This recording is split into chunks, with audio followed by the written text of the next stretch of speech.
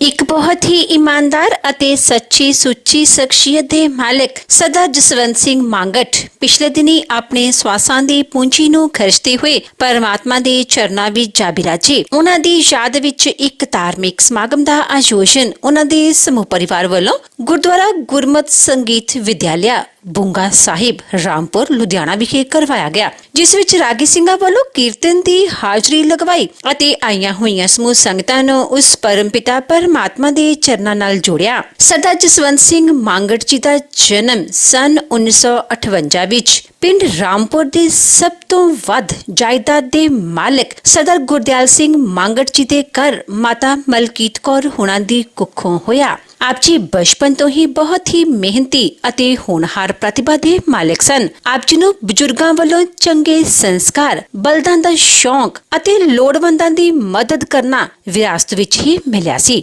ਆਪ ਜੀ ਹੁਣਾਂ ਦਾ ਪਰਿਵਾਰ ਬਹੁਤ ਹੀ ਮਿਹਨਤੀ ਪਰਿਵਾਰ ਸੀ ਅਤੇ ਪੜ੍ਹਿਆ ਲਿਖਾ ਪਰਿਵਾਰ ਸੀ ਅਤੇ ਹਮੇਸ਼ਾ ਹੀ ਸਿਆਸਤ ਤੋਂ ਦੂਰ ਰਹਿਣ ਵਾਲਾ ਪਰਿਵਾਰ ਸੀ। ਵੱਡੇ ਹੋਣ ਉਪਰੰਤ ਸਰਦਾਰ ਜਸਵੰਤ ਸਿੰਘ ਮੰਗਟ ਜੀ ਦਾ ਵਿਆਹ ਸਰਦਾਰਨੀ ਕੁਲਵੰਤ ਕੌਰ ਹੋਣਾ ਨਾਲ ਹੋਇਆ। ਵਿਆਹ ਉਪਰੰਤ ਆਪ ਜੀ ਨੇ ਆਪਣੀਆਂ ਪਰਿਵਾਰਕ ਜ਼ਿੰਮੇਵਾਰੀਆਂ ਨੂੰ ਬਖੂਬੀ ਨਿਭਾਇਆ। ਆਪ ਜੀ ਦੇ ਘਰ 3 ਬੇਟੀਆਂ ਅਮਨਦੀਪ ਕੌਰ, ਕਮਲਜੀਤ ਕੌਰ ਅਤੇ ਅਮਰਦੀਪ ਕੌਰ ਅਤੇ ਬੇਟੇ ਇਕਬਾਲ ਸਿੰਘ ਨੇ ਜਨਮ ਲਿਆ। ਆਪ ਜੀ ਨੇ ਆਪਣੇ ਬੱਚਿਆਂ ਨੂੰ ਚੰਗੇ ਸੰਸਕਾਰ ਦਿੱਤੇ, ਖੂਬ ਪੜਾਇਆ ਲਿਖਾਇਆ ਅਤੇ ਸਮਾਜ ਦੇ ਚੰਗੇ ਨਾਗਰਿਕ ਬਣਾਇਆ। ਅੱਜ ਆਪ ਜੀ ਦੇ ਬੱਚੇ ਇਸ ਦੇਸ਼ ਦੀ ਧਰਤੀ ਦੇ ਨਾਲ-ਨਾਲ ਵਿਦੇਸ਼ਾਂ ਦੀ ਧਰਤੀ ਤੇ ਵੀ ਆਪਣੇ ਪਿਤਾ ਜੀ ਦੇ ਨਾਮ ਨੂੰ ਚਾਰ ਚੰਨ ਲਗਾ ਰਹੇ ਹਨ। ਸਰਦਾਰ ਜਸਵੰਤ ਸਿੰਘ ਮੰਗਟ ਦਾ ਆਪਣੀ ਜਨਮ ਭੂਮੀ ਨਾਲ ਅਥਾਹ ਮੋਹ ਸੀ ਅਤੇ ਆਪ ਜੀ ਨੇ ਆਪਣੇ ਜੀਵਨ ਦੇ ਅਹਿਮ ਪਲ ਆਪਣੇ ਪਿੰਡ ਰਾਮਪੁਰ ਵਿੱਚ ਗੁਜ਼ਾਰੇ। ਸਰਦਾਰ ਜਸਵੰਤ ਸਿੰਘ ਹੁਣਾਂ ਦਾ ਪੁੱਤਾਂ ਵਾਂਗ ਪਾਲਿਆ ਦੁੱਕੀ ਬਲਦ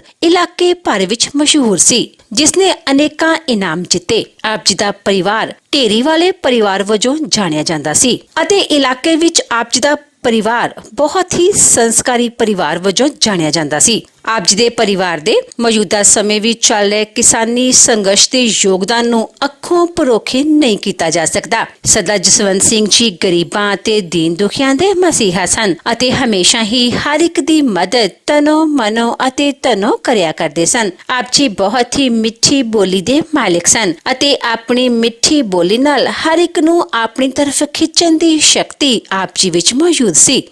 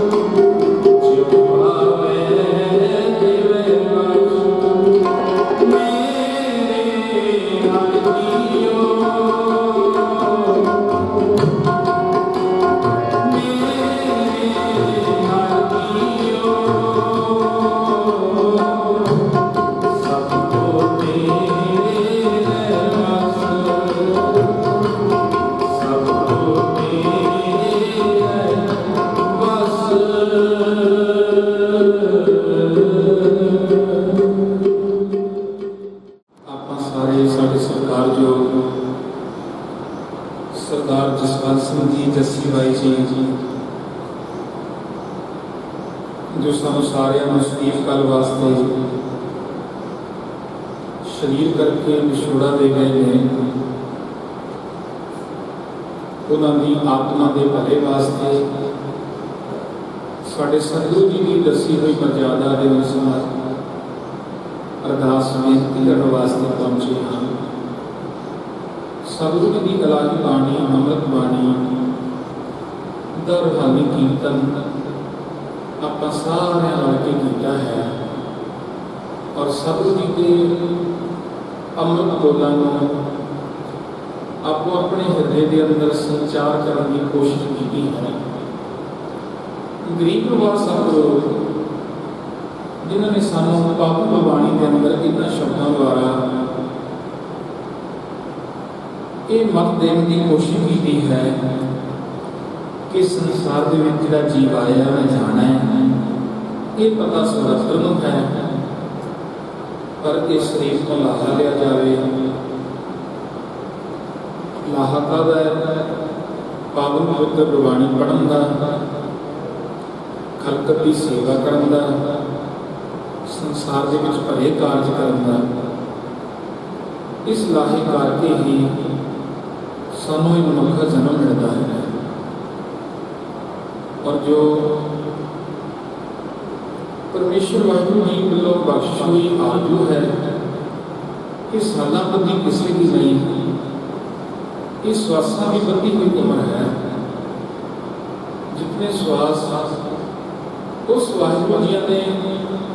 ਗਿਣ ਮਿਥ ਕੇ ਇਹ ਸਰੀਰ ਦੇ ਵਿੱਚ ਪਾਏ ਨੇ, ਹਰ ਇੱਕ ਜੀਵ ਉਤਨੇ ਸਵਾਸ ਭਰਦਾ ਹੈ। ਨਾ ਕੋਈ ਵੱਧ ਲੈ ਸਕਦਾ ਹੈ, ਨਾ ਕੋਈ ਘੱਟ ਲੈ ਸਕਦਾ ਹੈ। ਮਰਨ ਲਿਖਾਏ ਮੰਡਲ में आए, मौत लिखा के आए हैं गुरमुख प्यारे। लिखाउण लगिया मौत चेते सी, पर जदों मनुख मौत लिखा के संसार दे विच आउंदा है, फिर मौत नूं भुल जांदा है। बिरले बिरले ने जिहड़े मौत नूं चेते रखदे ने, जिन्हां दे मौत चेते हुंदी है, वो कदे भी अपने जीवन दे विच बुरा काम नहीं करते। जिन्होंने मौत चेते होती है, वो अपने जीवन के अंदर कदे किसी न ठगी बेईमानी नहीं कर ले, क्योंकि उन्हें पता है कि मैं इतने कुछ समय वास्ते आया हाँ, इस संसार मंच पे कुछ चंगा कर्म करने वास्ते पहुंचिया हाँ। वो निरंकार वाहिगुरू दे पैण हो के ਉਹਦੀ ਰਜ਼ਾ ਦੇ ਅੰਦਰ, ਉਹਦੇ ਭਾਵ ਦੇ ਅੰਦਰ, ਉਹਦੇ ਭੈ ਦੇ ਅੰਦਰ ਪ੍ਰੇਮ ਦੇ ਨਾਲ ਅਤੇ ਪਰਮੇਸ਼ਰ ਦੇ ਡਰ ਦੇ ਨਾਲ ਆਪਣੇ ਜੀਵਨ ਨੂੰ ਸਫਲ ਕਰਦੇ ਨੇ। ਸੋ ਜਿੱਥੋਂ ਤੱਕ ਬਾਈ ਜਸਵੰਤ ਸਿੰਘ ਜੀ ਹੋਰਾਂ ਦਾ ਜੀਵਨ ਹੈ, ਇਹ ਪਰਿਵਾਰ ਪਹਿਲਾਂ ਤੋਂ ਲੈ ਕੇ ਆਰਥਿਕ ਤੌਰ ਤੇ ਪਰਮੇਸ਼ਰ ਵਾਹਿਗੁਰੂ ਜੀ ਨੇ ਕਿਸੇ ਚੀਜ਼ ਦੀ ਘਾਟ ਨਹੀਂ ਛੱਡੀ। ਪਰਿਵਾਰ ਆਰਥਿਕ ਤੌਰ ਤੇ ਬੜਾ ਮਜ਼ਬੂਤ ਹੈ, क्योंकि बजुर्गों ने पहला तो लैके गुरु सवारे पर किसी ने ठगी बेईमानी नहीं की,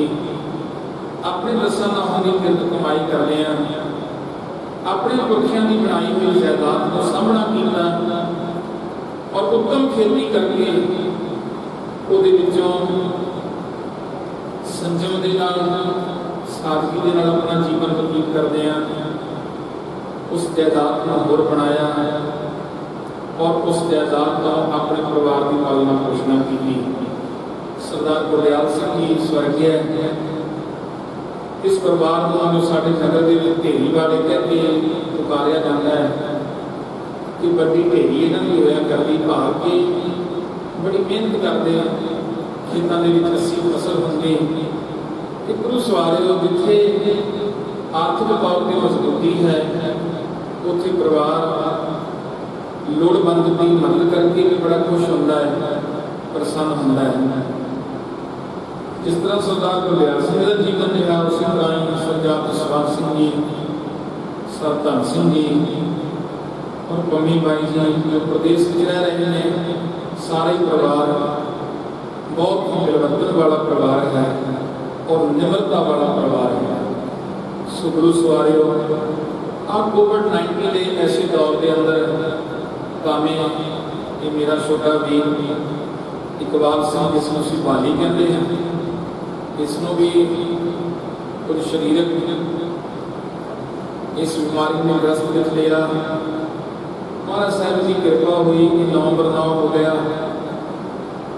पर इसके पिताजी सरदार जसवंत सिंह जी अचनचेत ये ठीक होने तो बाद ही आप बीमार पै गए। तो गुरु सवारियों के सारे उस वाहिगुरू जी ने शरीर को ले जाने के बहाने बनाए ना, कोई ना कोई बहाना बनना है। आप सुने महाराज गुरु अर्जन देव जी का वचन, कारण कारण हर समर्थ स्वामी, कि वो वाहिगुरू जी ही कारण और कारण का करता है। कारण भी उन्हें बनाया, कारण बनाने वाला भी वही है। जिस सानू संसार के भेजने वाला वाहिगुरू जी है, इस संसार के विचों ले जाने वाला भी वाहिगुरू जी ही है। कि आपां बाबा बाणी करके शब्द की सरल सुनता कि वैदो ना भाई भैनों ना भाई इको सहाई राम को। अपनी कौन शरीर को बीमारी करके डॉक्टर तक होया कर ली है, पर महाराज साहब जी कहते जदों जिंदगी चीरी दरगाह पाटी, जो साडी चिट्ठी दरगाह दे विचों ही पाट जाए कि होर सवास नहीं मिल सकते, फिर उन्होंने कोई रख नहीं सकता। भावें वो कितना बड़ा डॉक्टर हो, साइंसदान हो, आ दौर के अंदर इसका आप वेख ही लिया कि गल्लां कई बार आप पावन बाणी की आप सुनते सी, कईयां दे मन में शंका भी हो जाता है कि इस तरह किवें हो जाएगा, पर आपां अपने अखीं सब कुछ देख लिया, अखीं इसका अध्ययन भी कर लिया कि डॉक्टर भी इतने फिर हो गए। ये परमेश्वर वाहिगुरू के हाथ ही सब कुछ है भाई। सो इस करके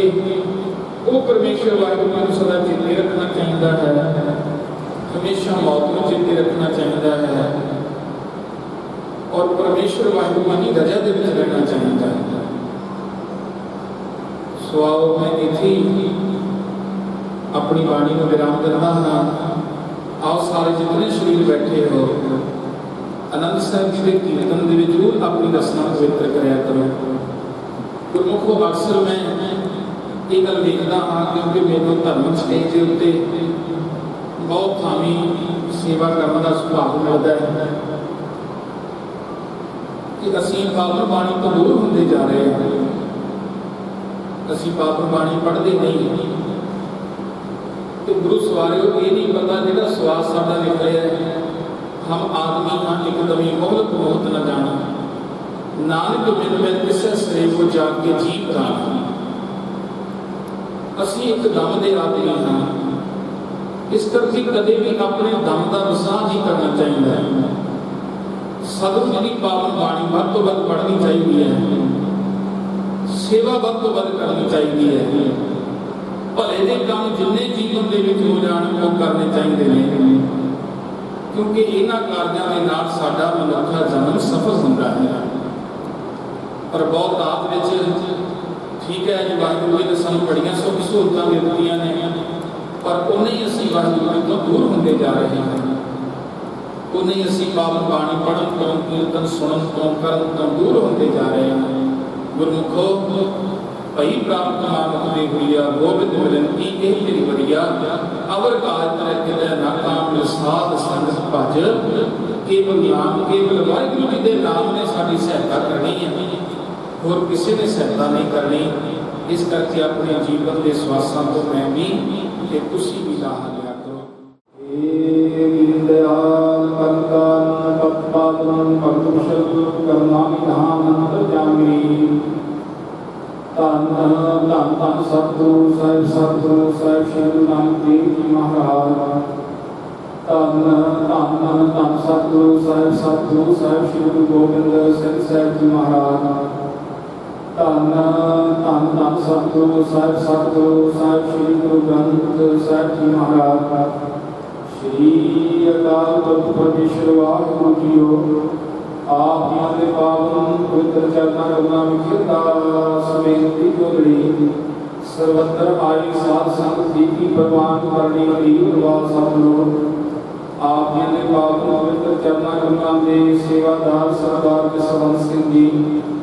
जितनी आपने श्वासां दी पूंजी बख्श की उस रूप भोगदियां भुगतियां कई रोज पहलों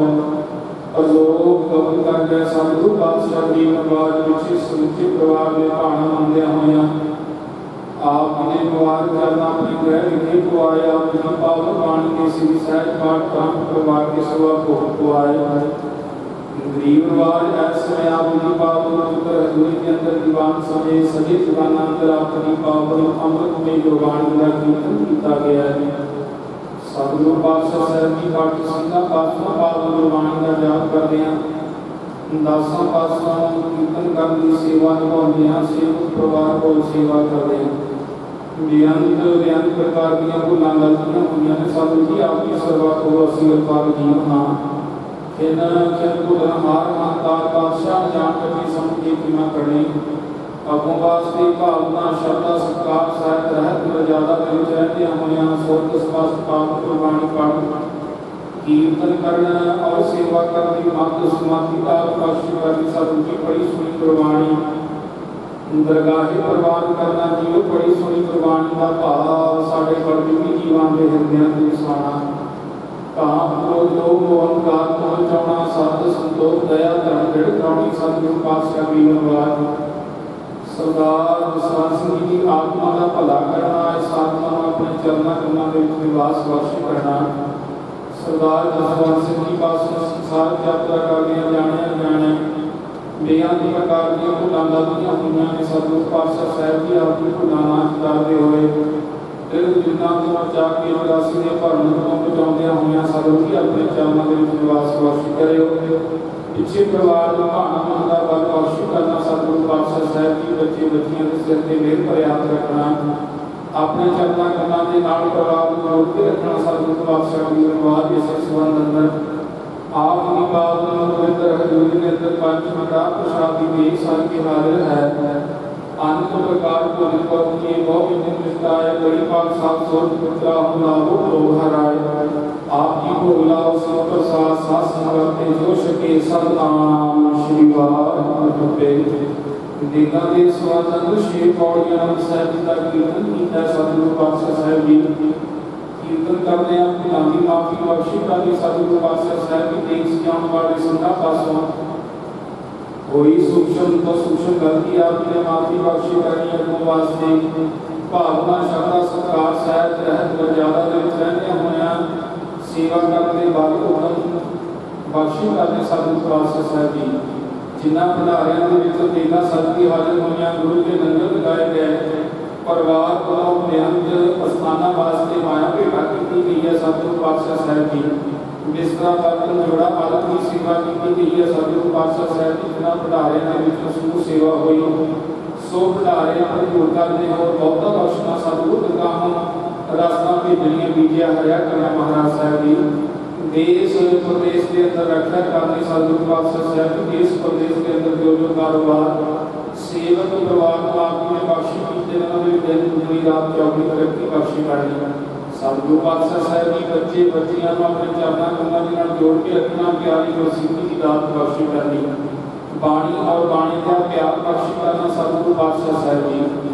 गरीब नवाज आई संगत की हारी कर भेटा दर प्रवान करना जीव दरों ब्रह्म सिद्धि जीवन नाम दान पवित्र चरणा कमलां की प्रीत बख्शी करनी सर्वत्र दे काज रास करने नगर केड़े सुख शांति बरताउणी आप सी मेर प्यार त्याग बख्शी करना सतगुरु पातशाह साहब जी जग जिरंदा रख ले अपनी कृपा धार जित द्वारा है लेहो गवार सतगुरु पातशाह साहब जी साडे बाकी संसार ਨੂੰ ਹੱਥ ਦੇ ਕੇ ਰੱਖਣਾ ਕਰੋ ਸਤਿਗੁਰੂ ਜੀਓ गरीब वास मोह संसार को तंदुरुस्ती ने दाता बख्शे करो आप से मेरे प्यार त्याग बख्श करो महाराज जी आप का साजिया होया संसार सदा ही आप की रहमत पहुंचता रहे सतगुरु पातशाह सिमरन करो गरीब वास सब की अरदासां बेनतियां प्रवान करते हुए अलाही मान वासना कर दुनिया हमें आपदा बख्शो जो आपकी शरण आवे सराजी जावे अड़े सो चढ़े साध परे सो डरे देव देव फतेह दुष्ट वेद रंग जाता नानक गुरु गोबिंद सिंह नानक नाम चढ़ती कला तेरे भाने सिरवता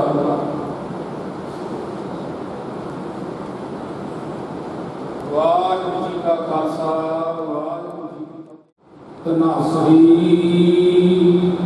महला पंजवा फिरत फिरत भेटे जन साधो पूरा गुर समझाया आन सगल विद काम न आवे हर हर नाम ध्याया फिरत फिरत भेटे जन साधो पूरा गुर समझाया आन सगल विद काम न आवे हर हर नाम ध्याया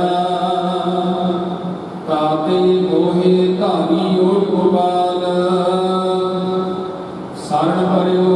पूर्ण परमेश्वर बिन से सगल जंजाल रहाओ स्वर्ग बिरद पयाल भूमंडल सगल व्यापे माए